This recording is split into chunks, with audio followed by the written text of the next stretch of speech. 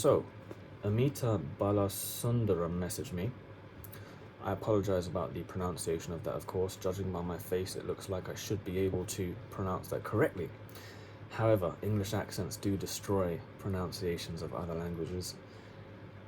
But it does sound pretty cool of an accent, in my personal opinion, so I am happy I have it. However, apologies for the pronunciation if it was wrong. So, Amita Balasundaram says, "Hi, I'm from an entirely different field, but I'm considering this course as well," referring to the King's College London Applied Neuroscience MSc Distance Learning. "Just curious, are you planning on changing your career once you receive your master's?"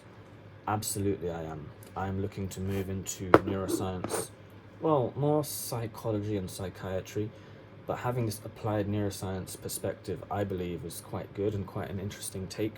I'll say this though, see that book there? The red book? That really changed my viewpoint on the brain and analysis of the brain. When I first moved into neuroscience, I was more trying to understand the brain, and I thought that my understanding of the mind was going to come from my understanding of the brain and circuits. And so if we could map circuits out, we could develop a much better understanding. And I felt like we could do that today. Now, I'm not going to lie, I would really like to understand the mapping of the brain, but I'm a lot less interested in the actual mapping of it based on this book here, as well as the works of Carl Jung. I'm going to whip that book out for you. So it's called The Red Book. He also got me into this mythology. This is Lord of the Rings, just so you know. These are all his books as well, Psychology and Alchemy. I'll bring these over in a minute. But this right here, this is a masterpiece. So, to those that don't know, Carl Jung is a Swiss psychologist, one of the founding fathers of, well, he is the creator of analytical psychology. He took the works of Jung and, in my opinion, just took it to a whole new level. And he basically analyzed trends in humanity through generations and saw trends in behaviors because, listen, times adapt, but the times adapt to us more than we adapt to the times. So I think a good understanding of that will show you where you should align and where you shouldn't align when it comes to political ideas and things. So I'm just going to give you a quick look inside. So it's got the artworks of Jung, like this on the left side, as well as all the other writings, which are also artworks in themselves, all in German. And it's also got the English translation, which we'll get to in a minute. So it's really cool. This is all German handwritten stuff. Anyway, I'll make another video on another day. And then you got the standard English translations. Now, it does tell you, like, it does have like image numbers to show you exactly where you are. And so the images have little numbers there. So these are, I believe, his original drawings. He made all these artworks himself. He was a very good artist, actually. Very interesting. I'll show you my favorite one in a minute if I can find. Anyway, you know, I'm not gonna find that one. I'll do a separate video for that one. Oh dear, let me sort this cover out. Don't want to tear it. This is a really cool book. It's very hard to understand. I listened to the entire audiobook, but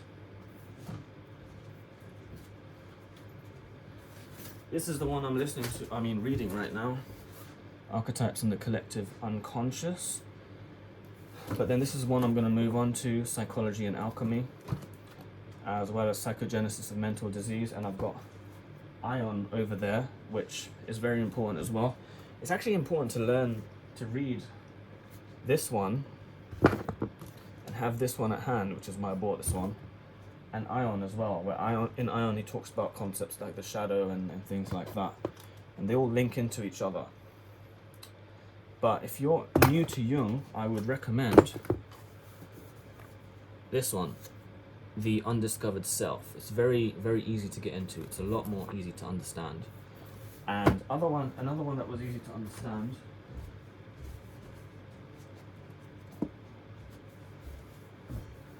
Man and His Symbols. This was one of his last works. So it's much, much easier to understand. He does use a lot of... He's hard to follow in other books, let's just put it that way. This is a good summary of his entire idea system, or set of ideas and fundamental ideas even. And he wrote one of the chapters and other people wrote others that worked with him, and he checked those. So this will give you an understanding of how he thinks, and then you can go into all his other historical works to understand more. Point is, this is all about the neuroscience thing. I'm telling you why I deviated from just pure neuroscience and brain mapping. Other things I got into were things like that, DMT, the spirit molecule, which I'm reading right now. I like to mix them because for this one, it's kind of like reading scientific stuff, which is separate to Jung, which is, in my opinion, scientific and empirical, but it's a different style of thinking, which is why I'll read them together at different times. One thing I'm going to get into is this as well. Albert Hofmann, the guy who created or synthesized LSD. And also, of course, I've played with magic mushrooms, as I have probably mentioned in other videos, if you've seen those. So my understanding of the mind and my thoughts of where I wanted to go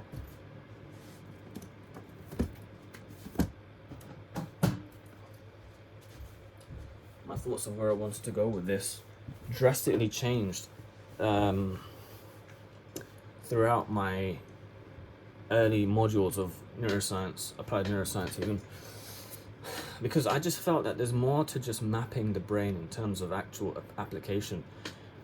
One of the things I learned from Jung actually is you can't just simplify the mind or aspects of the mind down to one little bit. You can and you should, yes, but there needs to be an understanding of the totality of the brain. And that's what he does, and that's why he studies and went down the path he went in the way he learned about things and studied things, through studying history and studying mythology and studying all these things that people do and write about when their mind is just left to freely wander. He saw the trends there, and he says actually belief systems like religions are actually a good thing, regardless of what atheists tell you. They tell you that religion is the cause of war. They don't tell you that actually, or they don't even realize that war is within us, conflict is within us. We're constantly at conflict for money, land, whatever, females, and for females competing for males. It's just within us. And the reason why we have money and financial systems, and the reason why they work well, is because having everyone compete with each other in this closed set of rules is beneficial for society, because now we develop things out of there. Where it becomes a problem is when entities and corporations get so large that they become entities in their own right, and so they then influence the governing entities like governments to quell the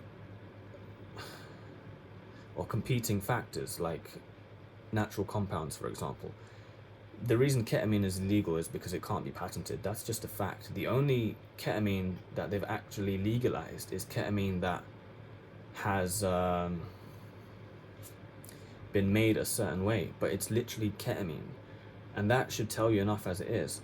Furthermore, Professor David Nutt, someone who I very much respect, was fired by the government as the government advisor on drugs and alcohol because he told the government facts.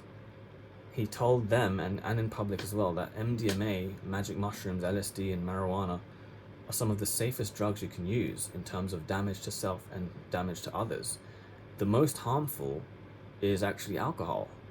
And heroin is actually less, when you combine damage to self and damage to others, heroin is actually less than alcohol, because heroin, it does have a larger damage to self than alcohol, statistically, but totaled, i.e. alcoholics just starting fights with everyone else and destroying their families and whatever else, that's way higher than heroin addicts, because, I mean, heroin addicts do have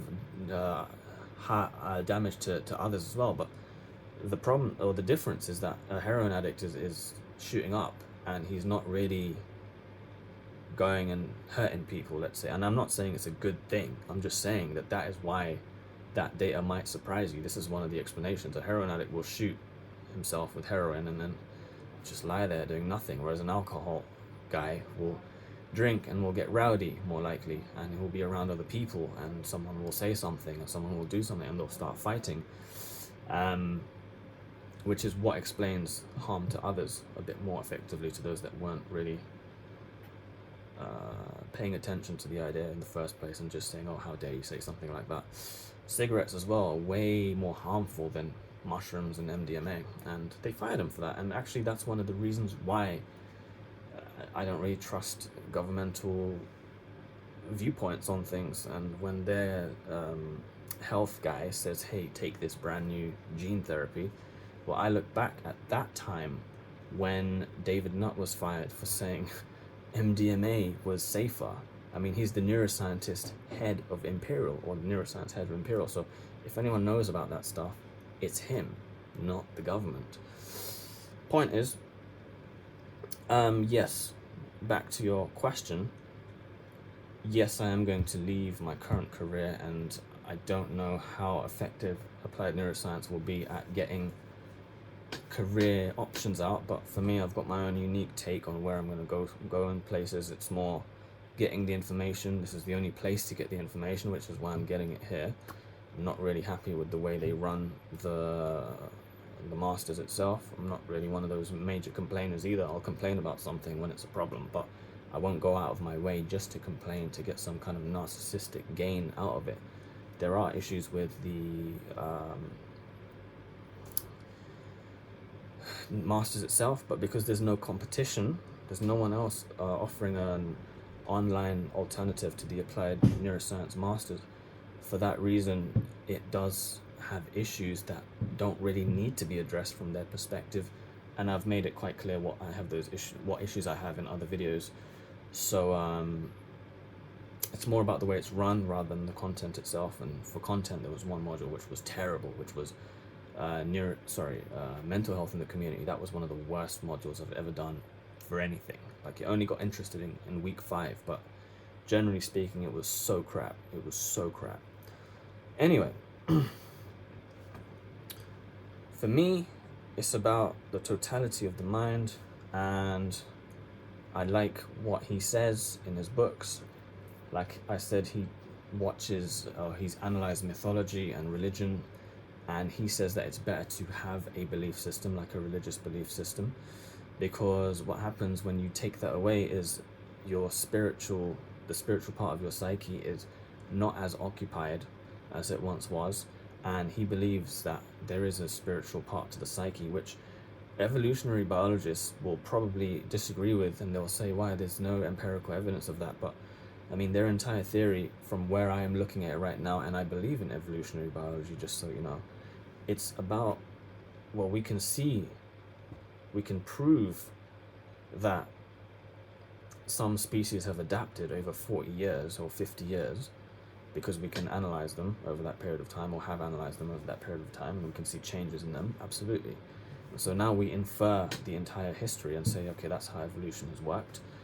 But why can't you then do that with spirituality? Why can't you assume that if something has been around for so long, i.e. a belief system of good versus evil, where there's a distant and powerful entity that is good, and one you must submit to and understand that you are nothing in this world, and that thing goes against this evil, distant and powerful entity, which seeks to lead you astray from your goals of serving this powerful spirit or God or whatever. Human minds have adapted to facilitate that.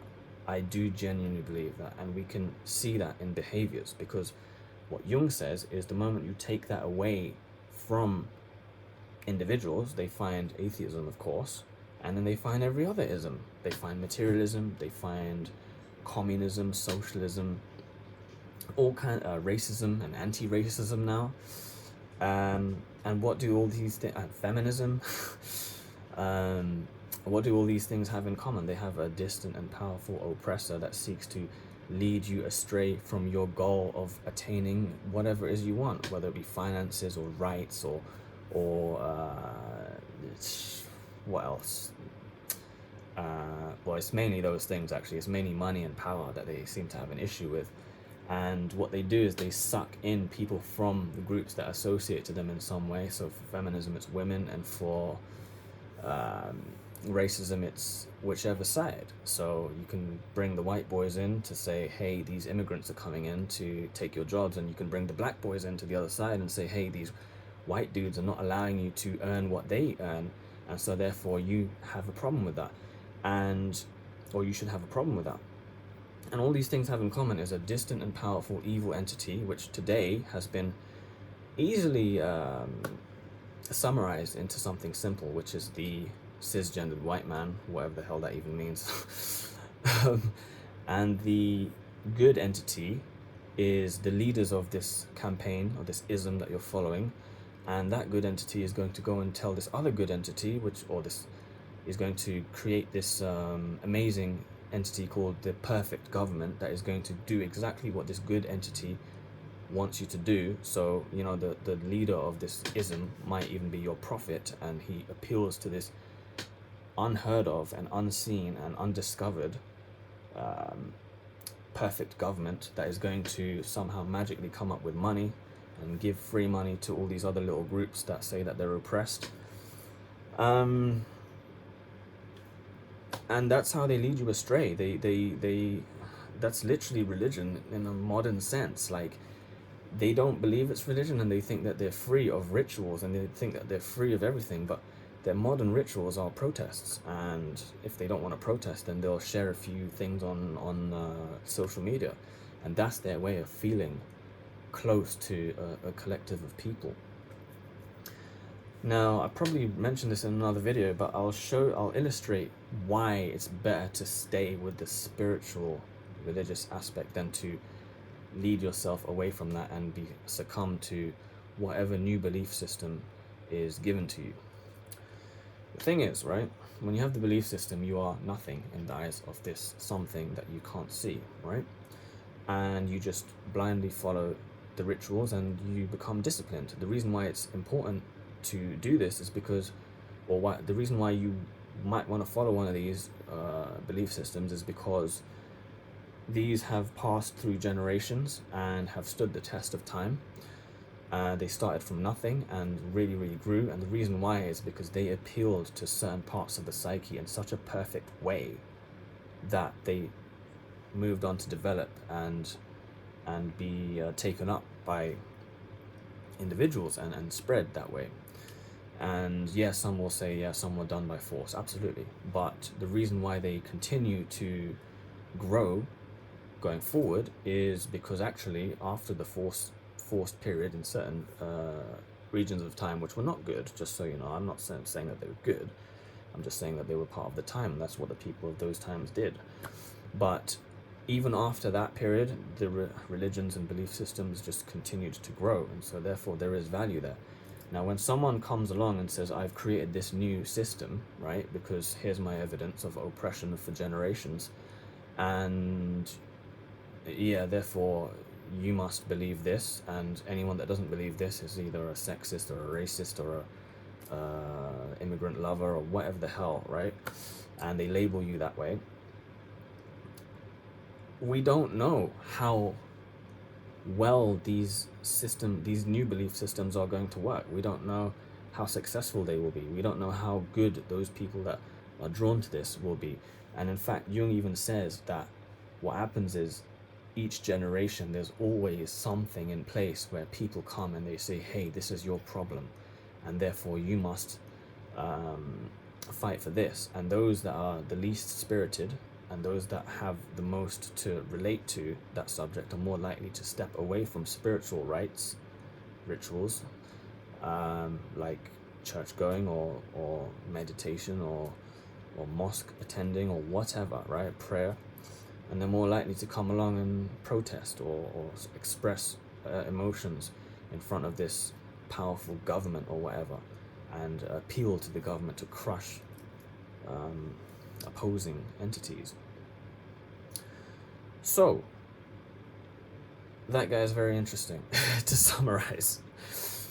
And that's why I want to work as a psychedelic therapist, because it really does help individuals to see their emotional aspects or the emotional parts of their psyche, and they get to see where their emotions are being wasted.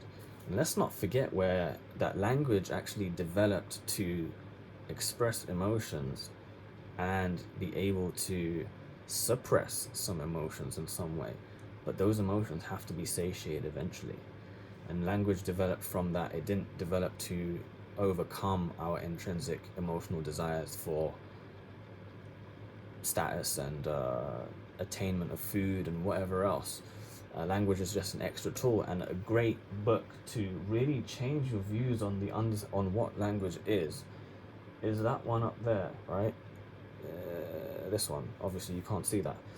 It's called Doors of Perception by Aldous Huxley. He was playing with, I believe, mescaline, and he was describing his experiences. I must be honest, I need to reread it. I'm not very good at picturing things when I read. Interestingly, he said the exact same thing about himself when he was in his younger days. He said he struggled with that. However, I stumbled across a really interesting part to it. I will read it on another video. There will be a link to that in the description below, and we'll talk about that. Just about that. He described language as nothing more than a philosophy. It's a philosophy to be able to express yourself, but that philosophy is incomplete because there are some ways of feeling and processes that we just can't describe. For example, when you go on holiday, you can tell people how amazing it was, and they can see how happy you are, but you can't really communicate that exact feeling. They have to actually go there and experience it themselves. They can be recommended to go there, yes, but they'll never fully experience it until they go there. And that shows that language is limited in some way because it can't transfer feeling. It can transfer information, yes, but it's more of a tool to best transfer emotion as best possible. So when people say words, they're more trying to express complex emotions, and the more complex we get, the more we use emotions to understand concepts, and then we try and communicate these concepts to other people. But sometimes these concepts are incomplete, and it's very easy to see someone's emotional needs through what they want, and that's what psychoanalysis is. There are trends to people's thought processes, and actually that's why this whole cookies situation on with your computer and corporations being given access to all of your, or well, not even given access, but taking access to all of your Google searches is a problem, because the AI is constantly looking for trends. And if someone looks at your report from one of these corporations, let's say, they know you better than probably you know yourself, because some people are in denial to themselves about some of their issues, but their Google searches would definitely be able to show you some of their insecurities. I'll give you a prime example, and I'm doing this off the cuff. Let's just say you're a female around the age of 30, let's say 30 years old, and you're single, and you're Googling anti-aging cream. I mean, you don't need anti-aging cream at that age. I don't think anti-aging cream is even worth the time, no matter what age you are. But if you're Googling that, and you're also Googling something else, let's just say the best dating apps or whatever, and you're also Googling other things that signify that actually you have problems with modern society, you don't like this and you don't like that, already there's some trends that the AI will see in so many other people, and it will know what these people's problems are, almost not even by knowing, but by just analyzing trends and automatically offering products, right? I don't think I've said anything of value with that specific analysis, I'm not gonna lie to you, but I hope it's made you think about that in some way. It actually makes me think about where AI will go, where it's not actually smart. All it's doing is analyzing trends, and then it will analyze trends between trends, and then trends between trends between trends between trends, and get more and more complex. And then we'll be able to give it communication, but is it ever going to be conscious? I mean, if it is, then I would say that consciousness is nothing more than complex thought or complex analysis. But where would the emotional aspect come from? That's what differs from us and the machines. Could we give an AI bot emotion? Could we develop some kind of emotional complexity for it to be more effective even? Anyway, to answer your question, yes, I'm moving into the psychology world. I don't yet know what I'm going to be doing there. Probably something in the psychedelic space for now, but I mean, I'm struggling to get anything right now there. I'm still in engineering. I thought it'd be nice to get a job in data analysis for psychedelic firms, and I got some success somewhere, yes. I got a meeting with these dudes from this place in America, and they were pretty cool. And I mean, they said, yeah, we'll take you on for a pilot project. I mean, I was a bit skeptical because it was Christmas, but I said, cool, why would they lie? They must be telling the truth. And then day one came, and I said, what's up, guys? Hope the weather was good in Miami. What would you like me to get on with? And I got no reply. Now, the important thing to note here is, yes, I was stupid in that situation. To be ignorantly have my heart set on this like dream job, right? But what you need to understand is ignorance at the age of 30 is alright.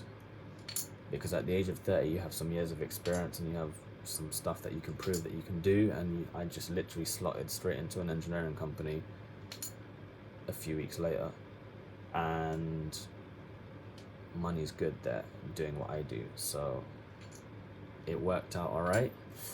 But that doesn't mean that their behavior was good. It was pretty damn bad. It was so unprofessional. It was so bad, and I'm not gonna lie, man, that really pissed me off. It really pissed me off. But yeah, anyway, I hope that answers your question, and I hope that you enjoyed the articulation of all this other stuff. Like, share, subscribe, and do all that good stuff. Done.